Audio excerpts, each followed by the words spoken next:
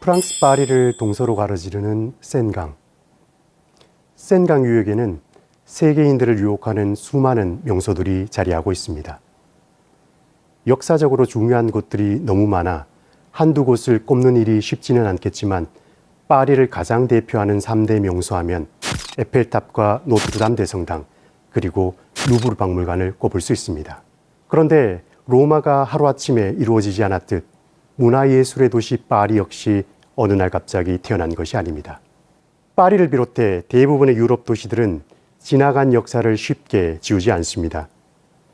산업혁명을 주도하며 가장 진보적으로 혁신과 창조를 이루어냈지만 옛것의 가치를 최대한 보존하고 그것에 현재의 가치를 입히는 것이 미래의 가치를 만들어내는 자원이라는 사실을 알고 있었던 것입니다. 과거의 흔적은 현재의 가치를 만드는 자원이 되고 현재의 흔적은 미래의 가치를 만드는 자원이 됩니다.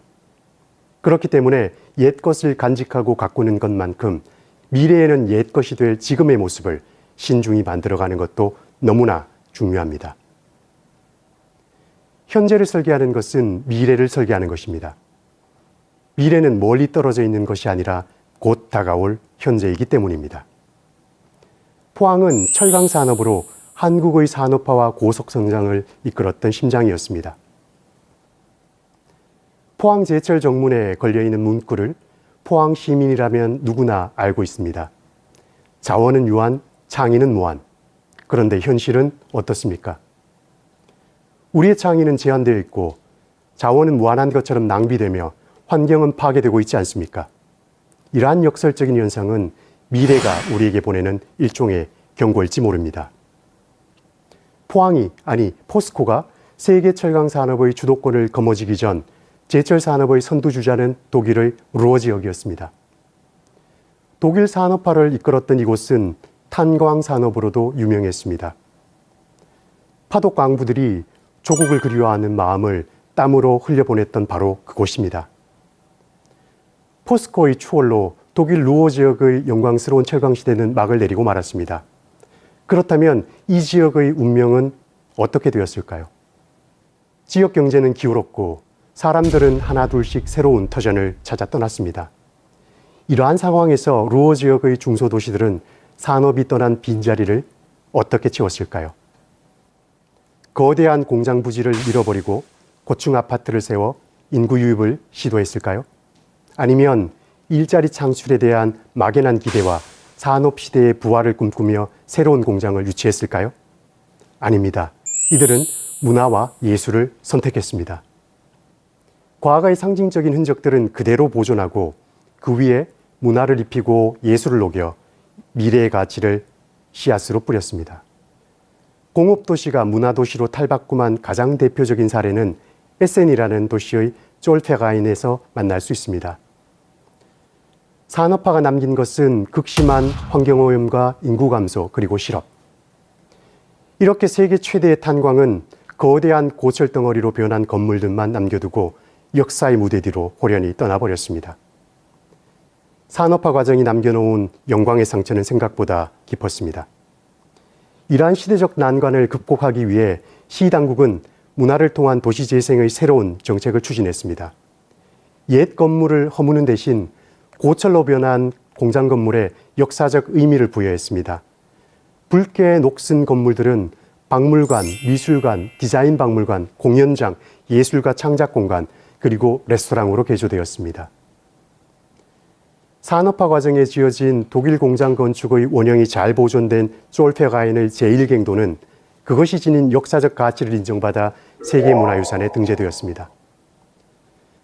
하마터면 유령의 도시로 추락할지 몰랐던 이곳은 1000개 이상의 일자리를 만들어냈고 해마다 200만 명 넘는 방문객을 끌어들이는 매력적인 문화창조의 공간이 되었습니다. 디자인 분야에서 가장 잘 알려져 있는 레드 닷 디자인 어워드를 한 번쯤 들어보셨을 텐데요. 한국의 삼성이나 현대차 등에서 만든 제품들이 명예롭게 수상을 하기도 했습니다. 바로 이 레드닷 디자인 어워드가 수여되는 곳 역시 졸페가인에 자리한 디자인 박물관입니다. 다시 프랑스 파리로 돌아가 보겠습니다. 루브르 박물관에서 센강을 건너 조금만 걷다 보면 파리의 또 다른 명소 오르세 미술관이 나타납니다. 오르세 미술관은 1900년 파리에서 개최된 만국 박람회를 위해 세워진 기차역으로 남서부 프랑스행 장거리 기차를 타는 곳이었습니다.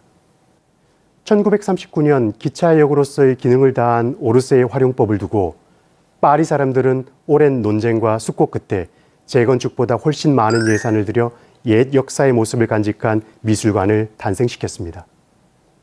새 것을 선호하고 효율성을 추구하는 우리로서는 이해하기 어려운 판단입니다. 루브르에서 고전 미술을, 오르세에서 현대 미술 태동의 순간을 경험했다면 자연스레 발길은 또 하나의 미술관을 향하게 됩니다. 바로 뽕피두 센터입니다.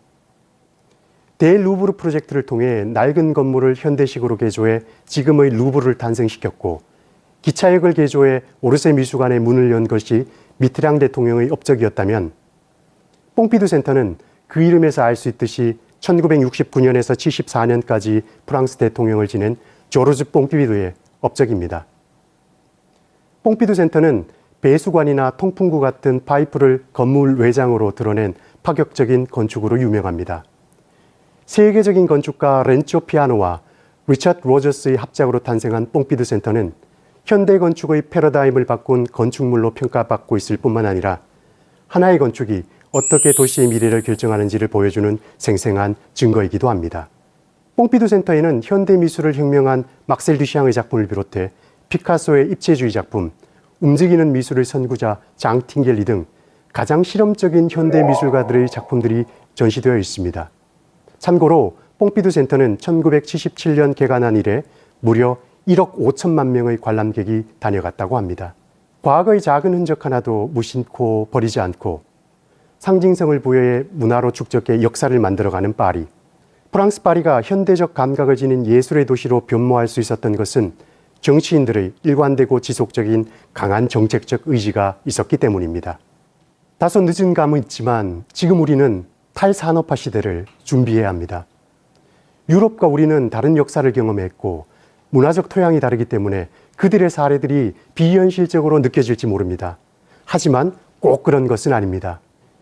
비록 현실적인 한계는 있겠지만 지금 우리가 할 수 있는 작은 것들을 실천해 나간다면 50년, 100년 뒤 포항의 모습은 달라질 수 있습니다.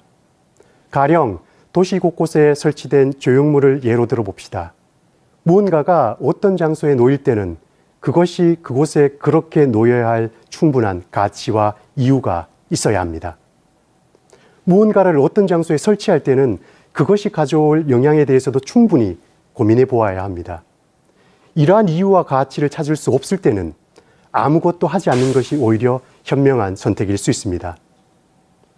도시는 생각할 수 있는 공간이 필요합니다. 도시에는 생각이 숨 쉴 수 있는 여백이 필요합니다. 가득 찬 도시에 멋진 그림을 그리는 것은 너무나 어려운 일입니다. 지금 우리가 만들어 놓은 무언가가 오히려 미래를 설계하는 데 장애가 되는 것은 아닌지 진지하게 고민해 볼 필요가 있습니다.